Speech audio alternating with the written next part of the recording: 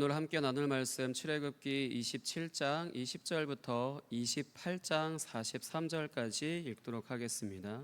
출애굽기 27장 20절부터 28장 43절입니다. 출애굽기 27장 20절부터 28장 43절 찾으셨으면 한 절씩 교독하겠습니다. 너는 또 이스라엘 자손에게 명령하여 감람으로 짠 순수한 기름을 등불을 위하여 내게로 가져오게 하고 끊이지 않게 등불을 켜되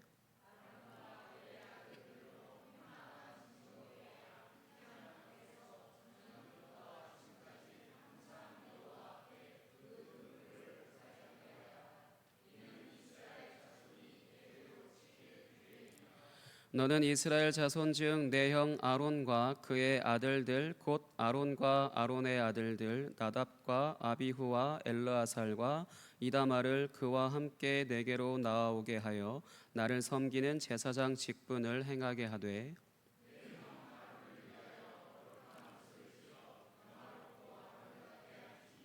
너는 무릇 마음에 지혜 있는 모든 자 곧 내가 지혜로운 영으로 채운 자들에게 말하여 아론의 옷을 지어 그를 거룩하게 하여 내게 제사장 직분을 행하게 하라.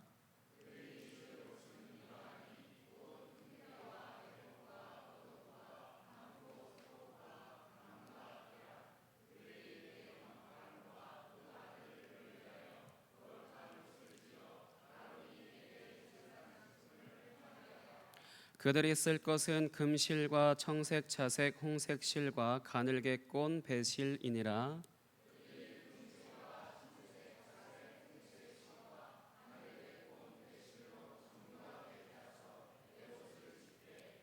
겉에 어깨바지 둘을 달아 그 두 끝을 이어지게 하고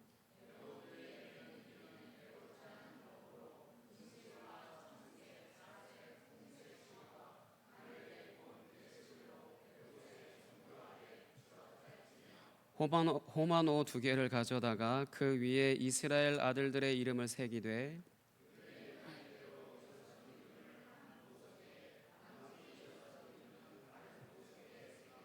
보석을 새기는 자가 도장에 새김같이 너는 이스라엘 아들들의 이름을 그 두 보석에 새겨 금태에 물리고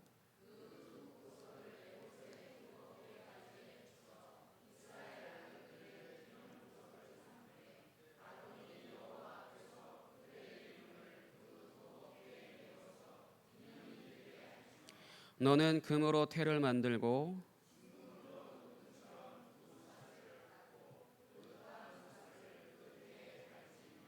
너는 판결 흉패를 에봇 짜는 방법으로 금실과 청색, 자색, 홍색 실과 가늘게 꼰 배실로 정교하게 짜서 만들되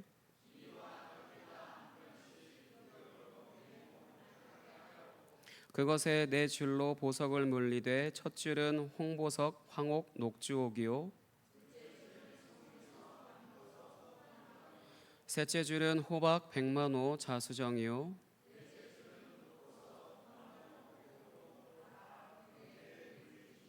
이 보석들은 이스라엘 아들들의 이름대로 12이라 보석마다 12지파의 한 이름씩 도장을 새기는 법으로 새기고 또 금고리 둘을 만들어 흉패 위 곧 흉패 두 끝에 그 두 고리를 달고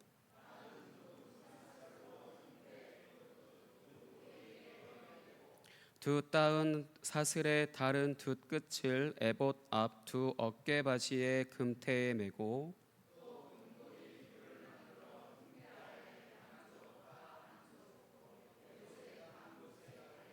또 금고리 둘을 만들어 에봇 앞 두 어깨바지 아래 매는 자리 가까운 쪽 곧 정교하게 짠 띠 위쪽에 달고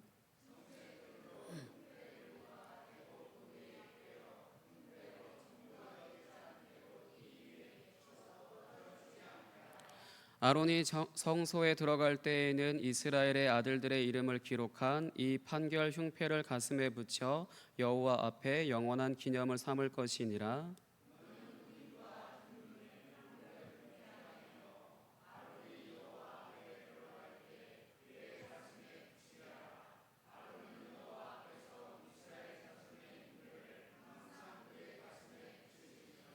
너는 에봇 받침 겉옷을 전부 청색으로 하되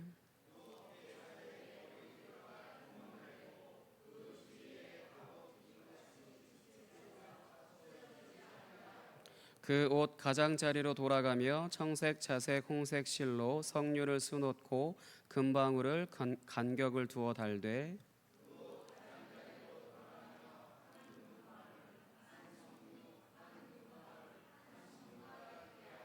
아론이 입고 여호와를 섬기러 성소에 들어갈 때와 성소에서 나올 때에 그 소리가 들릴 것이라. 그리하면 그가 죽지 아니하리라.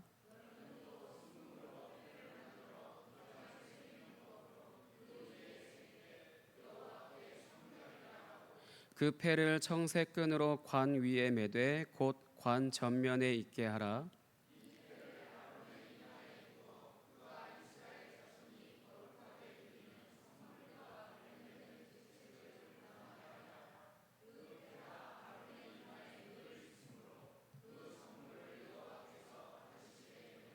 너는 가는 배실로 반포 속옷을 짜고 가는 배실로 관을 만들고 띠를 수놓아 만들지니라.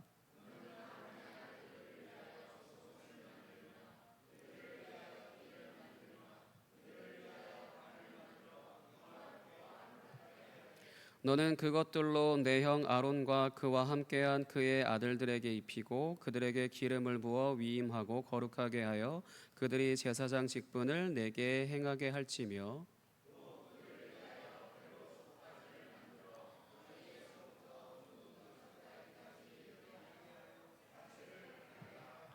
아론 함께 읽겠습니다. 아론과 그의 아들들이 회막에 들어갈 때나 제단에 가까이 하여 거룩한 곳에서 섬길 때에 그것들을 입어야 죄를 짊어진 채 죽지 아니하리니 그와 그의 후손이 영원히 지킬 규례니라. 아멘. 이 시간에 출애굽기 연속 설교 56번째 대제사장으로 옷 입을 그 한 사람이라는 제목으로 말씀을 전하도록 하겠습니다. 오늘 말씀은 이제 그동안 성막을 만드는 것에 대해 이제 설계도가 이제 끝나고 난 후에 이제 이곳을 사용할 사람들에 대한 내용을 기록한 것이라고 할 수 있습니다. 이제 그 이름은 너무나도 잘 알고 있는 제사장입니다. 그러면 이 제사장이 이제 성막을 어떻게 사용하는지 이제 간단하게 말씀드리도록 하겠습니다. 그래서 제가 구역장방에 올려드렸던 그 성막의 구조를 조금은 숙지하고 계셔야 좀 이해하실 수가 있으시고요. 그리고 제사장 그 이미지도 같이 숙지하셨어야 말씀을 좀 집중해서 들으실 수 있습니다. 이제 가장 먼저 이제 성막 오른쪽에 있는 입구를 통하여서 이제 성막 마당 안에 이제 들어갑니다. 이제 들어가게 되면 가장 먼저 번제단을 이제 만나게 되는데 그 번제단을 지나서 물두멍이라고도 할 수 있고 놋대야라고 할 수 있는 것을 지나서요. 이제 첫 번째 휘장을 통과하여서 내성소에 이제 들어갑니다. 이제 내성소에 들어가면 바로 마주치는 것이 이제 한쪽에는 금촛대가 있고요. 또 다른 한쪽에는 진설병상이 이제 마주 보고 있습니다. 이 부분에 있어서 이제 대제사장은 이곳에 들어갈 수 있는 사람은 이제 이 사이를 지나서 맞은편에 있는 이제 분향단을 지나 또 하나의 이제 휘장을 이제 지나서요. 이제 지성소로 들어갑니다. 이 지성소 안에는 증거궤와 이제 속죄소가 있고요. 증거궤 안에는 십계명의 두 돌판이 들어가 있습니다. 이렇게 이 동선으로 이제 제사장은 이렇게 들어가게 되어 있습니다. 이제 성경을 이제 자세히 읽고 공부하신 분들은 아시겠지만 여기까지 들어올 수 있는 사람은 오직 한 사람인 이제 대제사장만 가능합니다. 그 외에 제사장은 내성소까지만 가능하고요. 그리고 그 외 일반 이스라엘 백성들은 성소의 마당까지만 가능합니다. 출입이 그렇게 허용되어 있어요. 이렇게 나눈 기준은 거룩의 등급 때문입니다. 무슨 한우 등급 이야기하는 것처럼 거룩의 등급이 성경 안에는 존재하게 되는데 가장 최고 거룩한 사람은 대제사장이고 그 다음으로 거룩한 사람들은 제사장들, 그 다음으로 정결하다고 할 수 있는 사람들은 이스라엘 백성들, 그 외에는 이제 질병이나 어떤 문제가 있거나 죄를 지었던 그런 사람들, 이제 부정한 사람들, 이렇게 등급이 나누어져 있습니다. 이 부분에 있어서는 이제 나중에 이것에 대해서 레위기를 혹시 설교를 하게 된다라면은 자세히 말씀드리겠습니다. 그리고 이제 대제사장도 여기까지 이제 들어오는데 이제 거쳐온 것들을 제가 나열한 것들이요. 그것을 이제 그냥 지나쳐 오지는 않습니다. 대제사장이 여기까지 올 때까지 이제 거쳐온 것들은 이제 각각 기능들이 다 있고요. 그래서 그것을 이제 잘 관리하고 그것들을 이제 제 기능을 하게 하는 것이 바로 제사장들의 역할이라고 할 수 있습니다. 그런데 방금 제가 언급한 것 중에 생소한 단어가 두 가지 혹시 발견하셨나요? 성경을 그동안 출애굽기 연속 설교를 잘 들어오셨다라면은 이제 뭔가 낯선 기구들이 쓱 지나가는 것을 느끼셨을 텐데 이제 두 가지가 아직 설계도가 공개되지 않았습니다. 사실 바로 지난 본문 말씀까지가 이제 성막 안에 있는 어떤 뭐 성막이라든지 아니면 그 안에 있는 기구라든지 어떻게 만들어라라고 하는 이제 설계도가 다 끝난 부분이거든요. 근데 그러나 지금 두 가지가 공개되지 않았습니다. 그래서 사실 이 두 가지가 꼭 성경에서 누락된 것처럼 느껴졌었는데 그게 뭐냐면 분향단이라고 하는 것과 그다음에 물두멍이라고 하는 것이 이 두 가지가 이 앞에 설계도 부분에서는 빠져 있습니다. 근데 왜 이게 누락되었을까라고 이렇게 곰곰이 생각해 보다가 발견하게 된 것이 이제 제사장의 직분, 뭐 위임, 뭐 옷을 만드는 것 이런 것들이 나오는 제사장과 관련된 부분에 이 두 기구들이 이제 포함되어 있는 것들을 발견할 수 있거든요. 근데 그래서 왜 이곳에 위치했을까라고 이제 생각을 해보고 연구해보다 보니까 제사장과 굉장히 긴밀한 관계가 있고 제사장들이 사용하는 기구이기 때문에 그 이해를 더 돕기 위해서 이제 이곳에 위치를 했구나. 이 제사장들에 대한 이야기를 하는 그 부분 안에 이제 물두멍과 이제 분향단이라는 것에 대해서 이제 언급하고 어떻게 만들어라라고 하는 부분들이 그곳에 이제 따로 분류가 되어서 있는 것을 이제 알 수 있게 되었습니다. 그 부분에 있어서 이제 이 제사장들이 이 성막에 들어와서 어떤 일들을 수행하는지 이제 순서대로 이제 다시 언급하면서 간략하게 설명하겠습니다. 이제 제사장이 이제 입구로 들어오게 돼요. 그래서 가장 먼저 제단이라고 하는 거, 번제단이라고 하는 곳에 이르게 됩니다. 이 제단이라는 곳에서는 이제 제사를 지내는 것으로 다들 아시죠. 그래서 소, 양, 염소, 비둘기, 곡식 등등의 이제 제물들을 통하여서 각각의 제사들을 집행하게 됩니다. 이 제단에서요. 근데 특이한 것은 이때 제물을 잡는 것은 제사장이 하는 일이 아닙니다.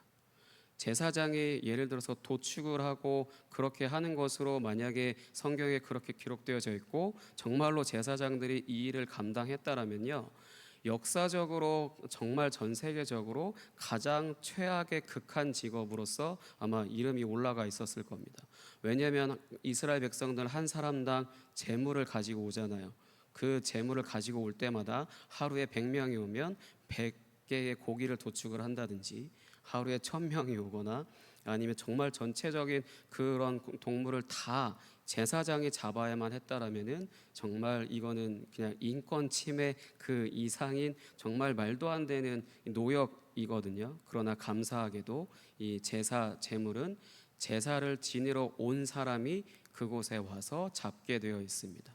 그 동물을 잡는다라는 것은 각을 떼고 내장을 빼내고 하는 것들을 제사장이 어떤 전문적으로 공부한 그런 사람이 하는 게 아니라 제사를 지내러 오시는 분이 다 그곳에서 다 각을 떼고 안에 장기를 다 빼내고 씻고 그런 부분들을 이제 제사를 지내는 사람들이 담당하게 됩니다. 물론 제사장들도 그 부분에 있어서 함께하는 부분들도 있지만 이것도 역시 나중에 레위기를 설교하게 된다라면은 그때 자세하게 말씀드리도록 하겠습니다. 그리고 이렇게 제단에서 이렇게 제사를 지내고 나서요 이제 물두멍으로 가게 됩니다. 이제 물두멍으로 가서 이제 손과 발을 씻어요. 방금 그렇게 뭐 제사 지낸 부분에 있어서 뭔가 더럽혀진 부분들도 있으니까 손과 발을 씻는 부분들도 있는데 여기서 물로 씻는다라고 하는 것은 이제 거룩하게 되는 것을 의미하기 때문에 이제 손과 발을 씻게 되는 것입니다. 그런데 만약 귀찮아서 이제 씻지를 않는다든지 뭐 그냥 바쁘니까 그냥 건너뛴다라든지 그리고 나서 이제 내성소 안에 들어가게 되면요 그 자리에서 죽게 됩니다. 왜냐하면 깨끗하게 물로 깨끗하게 씻는 그 절차를 밟지 않았기 때문에 거룩을 정결을 입지 않고 거룩한 곳에 들어갔기 때문에 그 자리에서 이제 죽게 됩니다. 이렇게 죽게 되는 이유는 이제 부정한 것 때문이 가장 주된 이유이고요. 그리고 좀 세부적으로는 이런 절차를 건너뛰고 그냥 지나간 그런 것 때문에도 이제 죽기도 합니다. 그렇게 이제 내성소에 이제 진입을 하게 되면 이제 이 내성소에 있는 휘장 그것을 지나서 이제 내성소 안에 들어가게 되는데, 이때 이제 그룹이라고 하는 천사의 형상이 그 휘장에 그려져 있다고 말씀드렸잖아요. 그 부분에 있어서도 이제 이곳이 거룩한 곳이기 때문에 여기서부터는 거룩하지 않은 사람들은 입장을 할 수가 없습니다. 오로지 제사장들만 이제 입장이 가능합니다. 이때 제사장의 이제 거룩한 것은 제사장이 거룩하다라고 하잖아요. 그래서 거룩하기 때문에 제사장이기도 하고, 근데 이 제사장들이 거룩한 것은 이들이 열심히 제사장 직무를 성실하게 잘 수행해서 얻어지는 것이 아니라 단순하게 제사장이기 때문입니다. 거룩이라고 하는 것은 하나님께서 제사장으로 세우시는 사람들한테 그냥 일방적으로 주시는 선물입니다.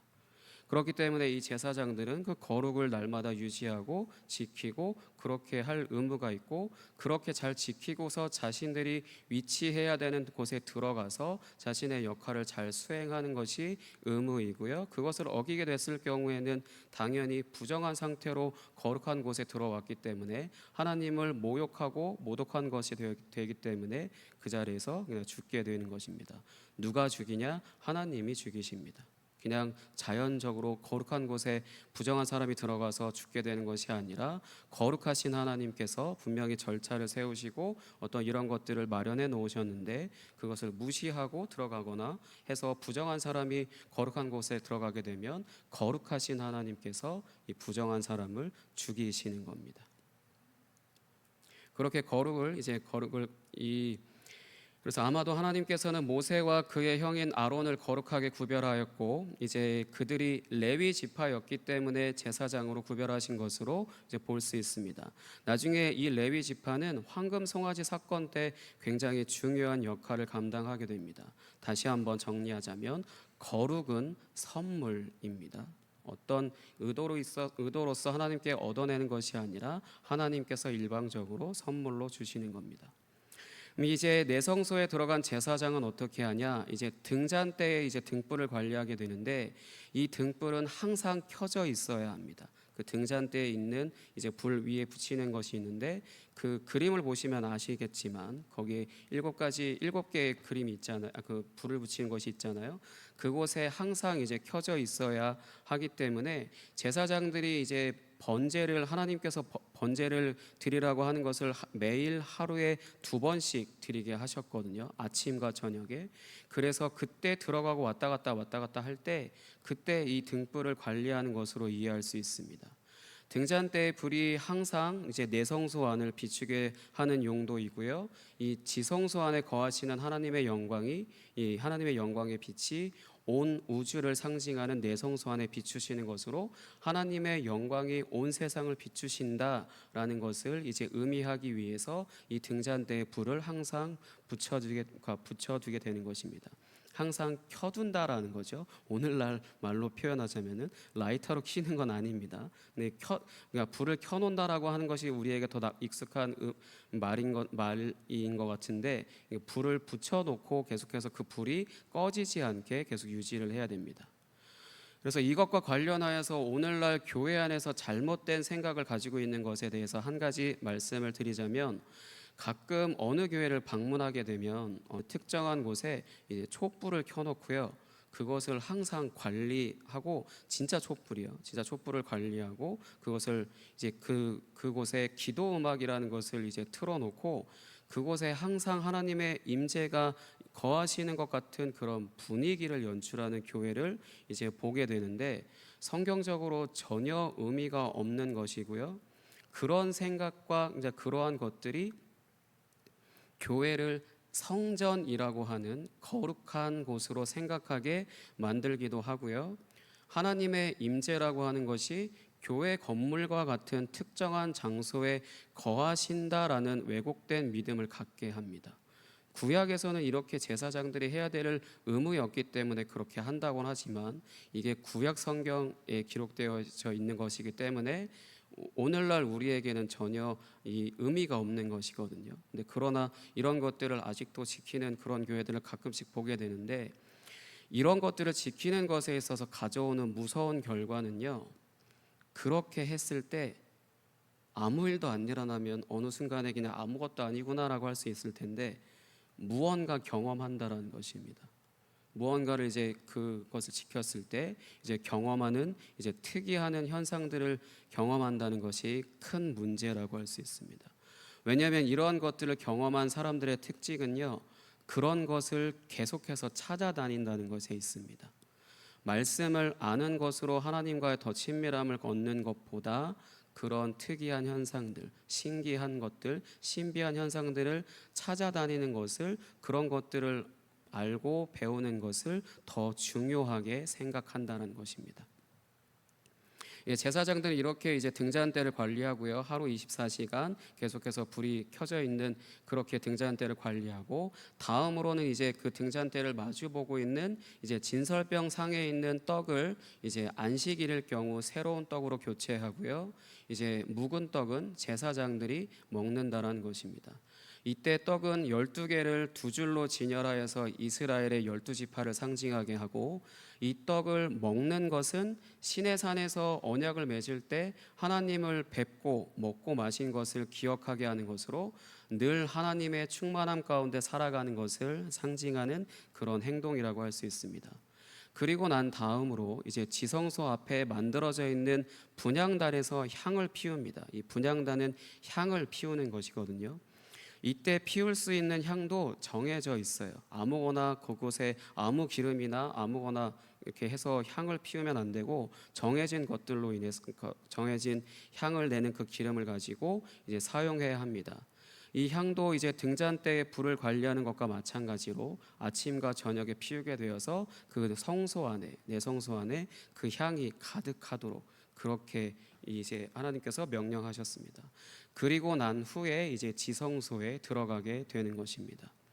이 지성소에는 아까도 말씀드렸듯이 언약궤가 있고요. 이제 속죄소가 있는데, 언약궤 안에는 십계명 두 돌판이 있습니다.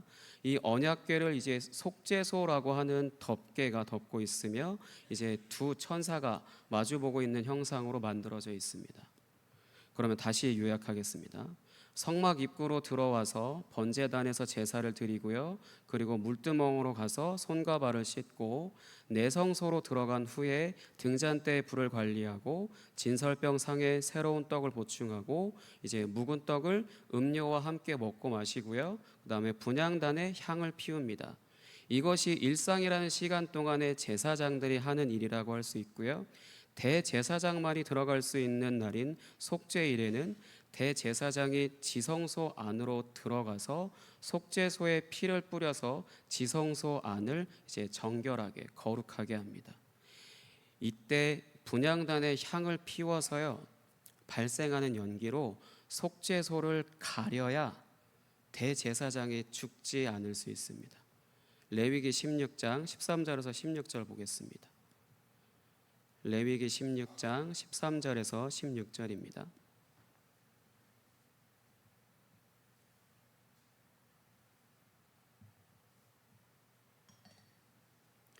레위기 16장 13절에서 16절 같이 읽겠습니다. 시작. 여호와 앞에서 분향하여 향연으로 증거계 위 속죄소를 가리게 할지니, 그리하면 그가 죽지 아니할 것이며, 그는 또 수송아지의 피를 가져다가 손가락으로 속죄소 동쪽에 뿌리고, 또 손가락으로 그 피를 속죄소 앞에 7번 뿌릴 것이며, 또 백성을 위한 속죄제 염소를 잡아 그 피를 가지고 휘장 안에 들어가서 그 수송아지 피로 행함같이 그 피로 행하여 속죄소 위와 속죄소 앞에 뿌릴지니, 곧 이스라엘 자손의 부정과 그들이 범한 모든 죄로 말미암아 지성소를 위하여 속죄하고, 또 그들의 부정한 중에 있는 회막을 위하여 그같이 할 것이요. 아멘. 여호와 앞에서 분향하여 분향단에서 이제 그 향을 피워서 그 연기로 증거계 위에 속죄소 덮은 것, 그것을 가려야만 이제 대제사장이 그것을 보지 못해야만 이제 죽지 않게 된다라는 것입니다. 그 부분에 있어서 이런 식으로 속죄일을 이렇게 질서 있게 잘 진행하고 대제사장이 그 자리에서 죽지 않는다라면은 그 해의 속죄일은 단 하루거든요. 그 해에 이스라엘의 모든 죄가 용서를 받게 됩니다. 그러나 그 과정 가운데 잘못된 방식으로 절차를 무시하거나 아니면 그것을 집례하는 사람들이 죄를 용서받지 않고 그것을 진행한다거나 하면은 그 자리에서 죽게 되고요. 이스라엘의 죄도 용서를 받지 못하게 됩니다. 될 때까지 시도할 수 있는 게 아니에요. 1년에 단 하루, 단 한 번. 그것을 위해서 그래서 대제사장이나 제사장들이나 자신들이 어떤 역할 어떻게 해야 되는지를 매일같이 번제를 드리러 들어가서 등불을 관리하고 진설병을 관리하고 분향단을 관리하는 그런 것들을 매일같이 반복하는 것으로 인해서 그 거룩한 예식을 단 하루 단 한 번 하는 것을 잘 해야 하는 그런 의무가 있습니다. 그것 또한 사실 제대로 하지 않는다는 것은 오늘날 말로 치면 게을른 거죠. 나태했던 거였죠. 1년이라는 시간이 있었는데 매일 똑같은 일을 반복한다고 해서 내일 귀찮아서 건너뛰고 그랬다라면은 나태한 것이 된 것이고 계속해서 그걸 숙지하지 못했다라는 것도 게으른 거잖아요. 그 부분에 있어서 하나님 보시기에 그건 당연히 죄가 될 수 있죠. 거룩하게 구별된 사람은 구별된 것만큼의 자신의 역할과 그런 것들이 있기 때문에 반드시 그거 잘 숙지하고 진행했어야 하는 것입니다. 이렇게 이제 이스라엘의 모든 죄가 용서를 받게 됩니다. 하나님께서 자신과 언약을 맺은 이스라엘이 성소를 깨끗하게 하는 것으로 용서를 받는 것은 시내산에서 언약을 맺을 때 이제 성소를 상징하는 제단과 이스라엘 백성들에게 언약의 피를 각각 뿌리는 것으로 이제 언약을 맺어서 이스라엘과 성소가 한 몸이 되었기 때문에 이렇게 이 속죄일을 통하여서 지성소를 깨끗하게 하는 것으로 온 이스라엘의 모든 죄가 용서를 받을 수 있는 것입니다. 그래서 오늘날 우리도 참 성전이신 예수님을 믿는 사람들의 모임인 교회를 한 몸이라고 표현하는 것입니다. 우리가 예수 그리스도와 연합했다라면은 그 예수 그리스도와 모든 성도들이 다 연합한 것이기 때문에 교회라고 하는 모임이라고 하는 것을 한 몸이다, 한 성전이다 이렇게 이야기하는 것은 바로 이 속죄일을 근거로 한 것입니다. 시내산 언약과 속죄일을요. 출애굽기 24장 4절부터 8절 보겠습니다. 출애굽기 24장 4절부터 8절입니다. 출애굽기 24장 4절부터 8절 같이 읽겠습니다. 시작. 모세가 여호와의 모든 말씀을 기록하고 이른 아침에 일어나 산 아래에 제단을 쌓고 이스라엘 12지파대로 12기둥을 세우고 이스라엘 자손의 청년들을 보내어 여호와께 소로 번제와 화목제를 드리게 하고 모세가 피를 가지고 반은 여러 양푼에 담고 반은 제단에 뿌리고 언약서를 가져다가 백성에게 낭독하여 듣게 하니 그들이 이르되 여호와의 모든 말씀을 우리가 준행하리이다. 모세가 그 피를 가지고 백성에게 뿌리며 이르되 이는 여호와께서 이 모든 말씀에 대하여 너희와 세우신 언약의 피니라. 아멘.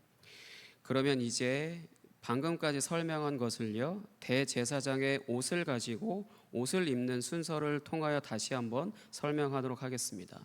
그 부분에 있어서는 그 이미지와 그런 것들을 좀 숙지하고 계셔야 되는 부분이지만 그래도 상상을 통하여서 잘 따라오시기 바랍니다. 가장 먼저 이제 속바지와 반포 속옷을 입게 되는데요. 이때 이렇게 속바지와 속옷을 입는 것은 번제를 드림으로 수치를 가리게 되는 것과 같고요. 이제 그 위에 에봇 받침이라고 하는 긴 겉옷을 이제 입는 것은 물두멍에서 씻은 것처럼 거룩을 입게 되는 것입니다. 이제 다음으로 에봇을 걸치게 되는데 이 에봇은 성소를 상징합니다. 여기에 호마노라고 하는 보석을 이 두 개를 어깨에 이제 달아놓게 되는데 여기에 12지파의 이름이 새겨져 있습니다. 그리고 판결 흉패라고 하는 것에도 12지파를 상징하는 보석들이 박혀 있습니다. 에봇 위에 이 판결 흉패에 달려 있는 12개의 보석이 달려 있거든요. 근데 이 보석의 종류는 요한계시록 21장에 등장하는 종말의 하늘로부터 내려오는 새 예루살렘의 기초석과 동일한 이제 리스트업 되어 있습니다. 그리고 이 판결 흉패 안쪽에 주머니가 하나 있어요. 주머니가 하나 있는데 이 안에 우림과 둠밈이라고 하는 것이 있습니다. 정확히 어떻게 생겼는지는 성경에 기록되어 있지 않지만 바둑돌처럼요, 하나는 흰색, 하나는 검정색에 가까운 돌이지 않을까 하는 추측, 그렇게 연구하는 사람들의 그 추측이 가장 신뢰할 만합니다. 이 우림과 둠밈은 하나님의 뜻을 분별하는 것에 사용되고요, 제비 뽑기를 하는 것에 사용되었을 것으로 추측합니다. 이 우림과 둠밈에서 우림이라고 하는 것은 빛들이라는 의미를 가지고 있고요, 둠밈이라고 하는 것은 완전함이라는 의미를 가지고 있어서 내성소 안에 있는 기구인 등잔대와 진설병상을 상징하는 것이라고 할 수 있습니다. 이렇게 성소를 상징하는 에봇의 판결 흉패를 만들어서 12지파를 상징하는 보석을 달아놓고 그 안에 주머니에 우림과 둠밈을 두어서 하나님의 뜻을 분별한다는 것이 가지고 있는 의미는요, 하나님께서 자신의 영광과 충만함으로 자신의 백성들을 의롭게 다스리신다는 것을 의미한다고 할 수 있습니다. 마지막으로 이제 지성소에 해당하는 것은 일반 제사장들이 머리에 쓰는 관이 있는데 이것과 모양이 조금 다른 이제 대제사장만 쓸 수 있는 관이 있어요. 거기에 이제 금띠 하나가 있는데 여호와께 성결이라는 글씨가 새겨진 금패를 달아 놓습니다. 이 금패를 순금으로 제작해서 가장 높은 거룩을 상징하는 지성소를 상징하는 것으로 이제 여기는 것을 볼 수 있습니다. 그렇기 때문에 대제사장은요, 살아있는 성막과도 같다고 할 수 있습니다. 그 대제사장 자체가 성막이 살아서 움직이는 것과 같다고 할 수 있어요. 그래서 제가 설교 제목을 성막이 살아있다라고 이렇게 하려다가 그냥 대제사장으로 옷 입은 그 한 사람이라고 정했습니다. 성막의 축소판이라고 할 수 있는 것을 옷으로 입고요, 그리고 기구들을 장식으로 달고 있는 것으로 인해 대제사장이라고 하는 사람은 성막의 기능을 수행하는 사람이라는 것을 알려주는 것과도 같다고 할 수 있을 것입니다. 성경의 옷이라고 하는 것이 정체성을 의미하거든요.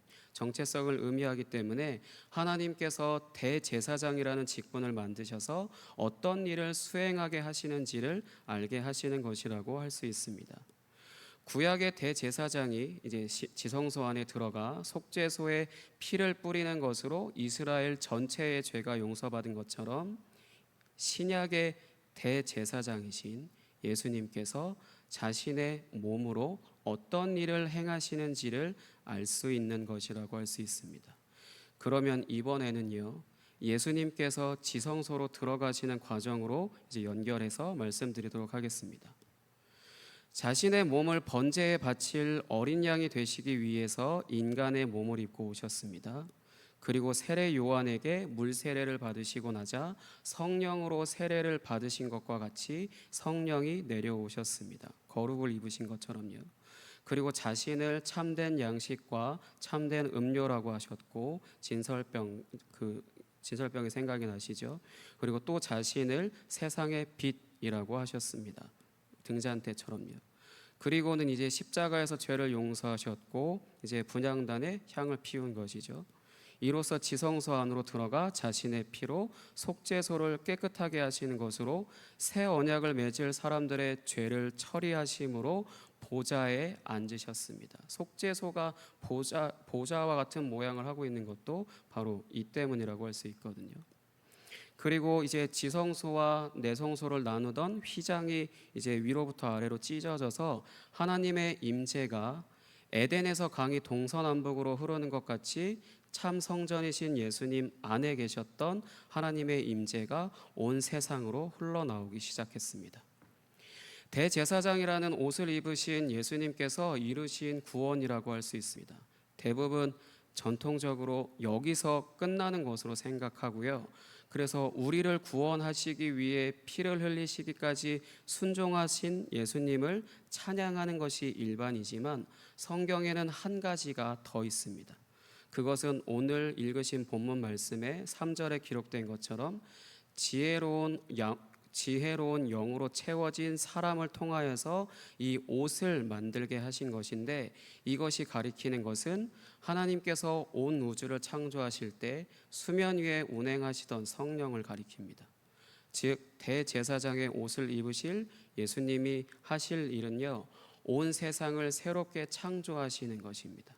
이 모든 앞에서부터 나열해드렸던 그 모든 것들을 다 끝내시고 난 후에 하나님의 임재가 이제 지성소 안에만 있던 하나님의 임재가 그 휘장이 찢어짐으로 인해서 그 안에 있던 하나님의 임재가 온 세상 밖으로 이제 흘러나온다는 것은 하나님의 창조하신 창조 세계가 새롭게 창조된 것이라고 할 수 있거든요. 예수님이 하실 일은 이 대제사장을 통하여서 예수님이 하실 일을 알게 되는 것은 이제 온 세상을 새롭게 창조하시는 것입니다. 하나님을 온전히 드러내시는 분이신 예수님이 이제 이 땅 가운데 오셔서 하시는 사역은 이전 세상 안에서 왕노릇하던 죄를 처리하셔서 인간들을 용서하시고 자유케 하시며 온 세상을 새롭게 창조하시는 것입니다. 그것을 위하여 자신의 몸으로 제물이 되셨고 자신의 살과 피를 양식과 음료로 제공하시고 십자가에서 죽으실 때 우리를 용서하신 하나님 아버지의 사랑을 다 드러내시고 우리의 죄를 완전히 처리하신 것입니다. 이것이 대제사장의 옷에 이제 드러나 있습니다. 대제사장은 구약에서 대제사장은 성막의 축소판의 옷을 입음으로 자신의 생명을 걸고 이 일을 감당합니다. 그리고 대제사장의 직분을 행하신 예수 그리스도 역시 자신의 생명으로 이 일을 감당하셔서 완전히 성취하셨고 예수 그리스도의 사역을 온전히 우리에게 적용하시는 성령 하나님을 선물로 주셔서 이 모든 공로를 옷 입게 하신 그리스도인으로 새롭게 창조하신 것입니다. 사랑하는 성도 여러분, 저와 여러분은 하나님의 이런 구원 계획을 성취하신 예수 그리스도의 공로를 이제 성령을 통하여 옷 입은 사람들입니다. 이 세상의 무엇과도 비교할 수 없는 은혜를 선물로 받은 것입니다. 오늘 말씀드린 대제사장의 사역과 대제사장의 옷은 예수 그리스도의 사역과 연결되어 하나님의 창조 세계를 새롭게 창조하시고 그곳에 들어가서 살아갈 사람들을 구원하시는 왕이 되시는 것을 볼 수 있습니다. 하나님은 원래 자신이 창조하셨던 창조 세계를 완전하게 창조하셨지만 이제 그것을 지켜야 하는 아담과 하와가 오히려 죄를 이제 끌어들인 것과 같아서 죄로 물들어 버린 세상을 하나님이 자신의 아들의 피로 깨끗하게 하시고 죄가 다스리는 세상을 예수 그리스도께서 다스리시게 하시려는 계획이 있으신 것을 알 수 있습니다. 이것이 완전하게 성취되는 것이 바로 십자가에서 예수님이 죽으신 사건이고요. 이것으로 인하여 예수님은 하나님 나라의 왕이 되셨으며 성령을 자신이 구원하고자 택한 자들에게 선물로 주시는 것으로 다스리고 계십니다. 우리는 지금 예수님께서 하나님 나라의 왕으로 다스리시는 시대에 살고 있고요. 이 예수님을 믿음으로 성령을 선물로 받은 사람들은 하나님 아버지의 충만하신 사랑 가운데 완전한 다스림을 받으며 살아갑니다. 여러분들은 지금 그 사랑의 다스림을 잘 받고 계신가요? 예, 아멘. 그럼 이 시간에 함께 그 하나님의 사랑을 함께 찬양하도록 하겠습니다.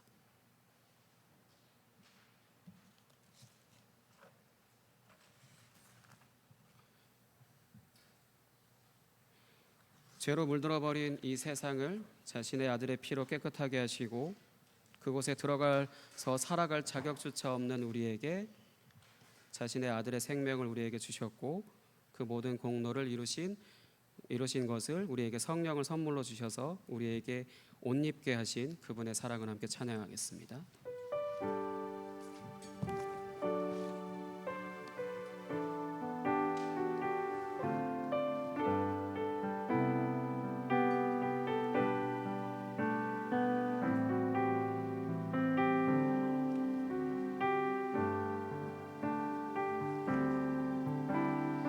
아버지 사랑 내가 노래해, 아버지 은혜 내가 노래해. 그 사랑 변함없으신 거짓없으신 성실하신 그 사랑, 상한 갈대 꺾지 않으시는, 꺼져가는 등불 끄지 않는 그 사랑 변함없으신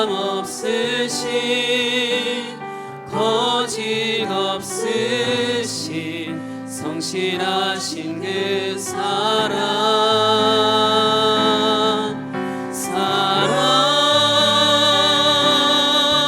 그 사랑 날 위해 죽으신, 날 위해 다시 사신 예수 그리스도, 다시 오실 그 사랑, 죽음도 생명도 천사도 하늘의 어떤 권세도 끊을 수 없는 영원한 그 사랑 예수. 다시 한번 함께 찬양하겠습니다. 아버지 사랑, 아버지 사랑 내가 노래해, 아버지 은혜, 아버지 은혜 내가 노래해. 그 사랑 변함없으신 거짓없으신 성실하신 그 사랑, 상한 갈대 꺾지 않으시는, 꺼져가는 등불 끄지 않는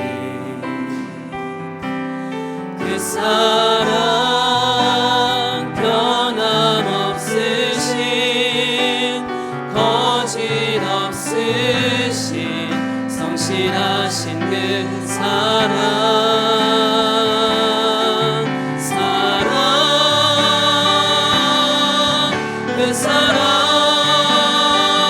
날 위해 죽으신, 날 위해 다시 사신 예수 그리스도, 다시 오실 그 사랑, 죽음도 생명도 천사도 하늘의 어떤 권세도 끊을 수 없는 영원한 그 사랑, 예, 그 사랑, 그 사랑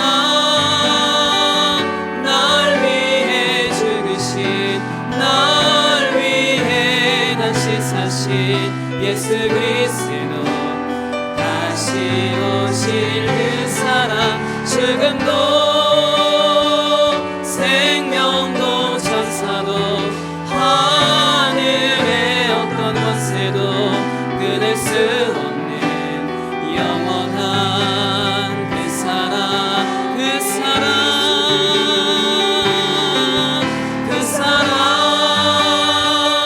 날 위해 죽으신, 날 위해 다시 사신 예수 그리스도, 다시 오실 그 사랑, 죽음도 생명도 천사도 하늘의 끊을 수 없는 영원한 그 사랑 예수, 영원한 그 사랑 예수, 그 사랑 얼마나 아름다운지, 그 사랑 얼마나 날 부욕해 하는지, 그 사랑 얼마나 크고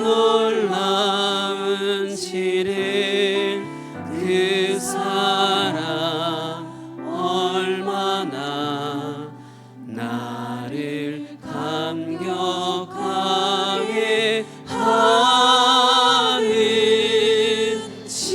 하는지. 이 시간 함께 기도하겠습니다. 제가 방금 말씀드린 것처럼 대제사장의 하루의 일과 속죄일, 그 대제사장의 옷, 그리고 예수 그리스도의 그 사역, 그 모든 것에 있어서 혹시 발견하셨는지 모르겠지만요, 사람이, 하나님의 백성이 해야 할 것이 없었습니다. 그것이 의미하는 것은 뭐냐면요, 하나님께서 자신이 창조한 사람들을 이만큼 사랑하신다는 것입니다. 일방적으로요. 그 사랑을 우리가 몰라서 그렇지 계속해서 우리 가운데 그 사랑을 부어주시고 날마다 함께 하시며 우리의 모든 삶 가운데 동행하시고 우리의 삶의 마지막 그날까지 신실하게 지키시기 위해 우리 곁에서 열심히 일하고 계십니다.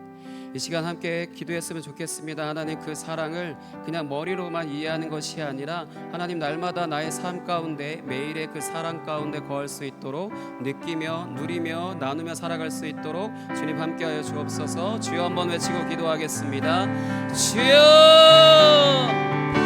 하나님 아버지 감사합니다. 주님이 계획하셔서 대제사장이라는 자에게 아버지 그 역할을 부여하시고 아버지 그 옷에 그 모든 기능들과 역할과 그 모든 것들을 다 주시고 주님 그것을 온전히 대제사장이 그 자신들의 직무와 아버지 그 모든 것들을 이루는 것으로 말미암아 이스라엘의 죄가 용서받았던 것처럼 대제사장의 직분을 감당하신 예수 그리스도로 말미암아 십자가에서 죽으시는 것으로 우리의 모든 죄를 처리하셨으며 주님 이 창조 세계 가운데 더럽혀져 있고 아버지 물들어 있는 죄로 죄가 다스리고 있는 이 세상 가운데 예수 그리스도의 피로 말미암아 깨끗게 하시며 하나님의 임재가 이 온 세상을 덮는 이 온 세상을 덮어 이 세상을 새롭게 창조하시는 그 일을 주님이 계획하셨고 이루셨으며 성취하셨습니다.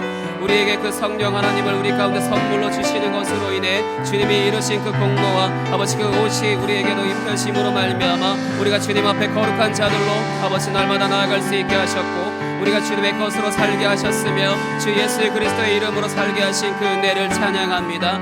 우리가 날마다 주님 그 사랑을 바라보지 아니하고 날마다 나의 모든 욕심과 아버지 나의 생각과 나의 감정에 빠져 아버지 우리가 그것을 놓치고 살았던 날들을 주님 회개하오니 아버지 온전히 그 주의 사랑으로 말미암아 우리를 온전히 감싸시며 주의 그 사랑으로 말미암아 우리를 가득하게 충만하게 채워주시는 은혜가 아버지 우리 가운데 아버지 충만할 수 있도록 이 선교교회 가운데 충만할 수 있도록 역사하여 주시옵소서. 주의 거룩하신 뜻을 주님이 온전히 계획하셨고 성취하셨으며 이제 성령 하나님을 통하여 우리에게 적용하시는 하나님의 말씀을 우리 가운데 믿어지게 하시고 믿게 하시며 아버지 행하게 하시는 그 은혜로 말미암아 우리가 날마다 주님의 그 은혜로 살아갈 수 있는 자들이 되었음을 아버지 우리가 믿게 하셔서 아버지 우리가 새 사람 되었다는 것 아버지 우리가 어떻게 살아야 될 것이며 아버지 우리가 무엇을 우리가 당연히 누릴 특권인지를 주님 온전히 깨달아 알게 하시며 날마다 주님의 은혜로 아버지 날마다 살아갈 수 있도록 주님 인도하여 주시옵소서. 주님 감사합니다. 하나님 아버지 감사합니다. 주님께서 제사장 옷을 만들게 하시고 그들에게 제사장 직분을 감당하게 하시는 것으로 하나님께서 이스라엘 백성들의 죄를 아버지 감당하시고 처리하시는 그 과정이 예수 그리스도를 통하여서 온전히 성취되었으며 그것이 우리에게 성령을 선물로 받음으로 우리 또한 그 공로를 옷 입어 주님 앞에 거룩한 자들로서 구별된 자로 살아갈 수 있게 되었다는 것을 이 시간 말씀을 선포하였사오니 말씀 가운데 우리의 마음 가운데 이 말씀이 잘 심겨져 주님 날마다 우리의 생각과 마음과 감정에 빠져 우리가 죄인이라는 것에 더욱 이상 허우적되지 않게 하시고 아버지 그 늪에서 빠져나와 날마다 주님과 동행하는 그 새 사람으로서의 삶을 살아갈 수 있도록 주님 인도하여 주시옵소서. 이 모든 것이 우리가 주님 앞에 열심을 낸 것이 아니라 우리 이 모든 것이 주님 우리가 주님께 이러한 것들을 받기에 합당한 어떤 특권을 가진 아버지 그런 자들로서 우리가 태어난 것이 아닌 일방적인 하나님의 선택과 하나님의 사랑인 줄 믿습니다. 우리가 그 사랑을 날마다 우리가 누리게 하시고 그래서 날마다 주님만을 그 사랑만을 찬양할 수 있는 은혜가 우리 가운데 충만할 수 있도록 역사하여 주시옵소서. 모든 것 주님께 맡겼습니다. 함께하여 주시옵소서. 예수님의 이름으로 기도하였습니다. 아멘.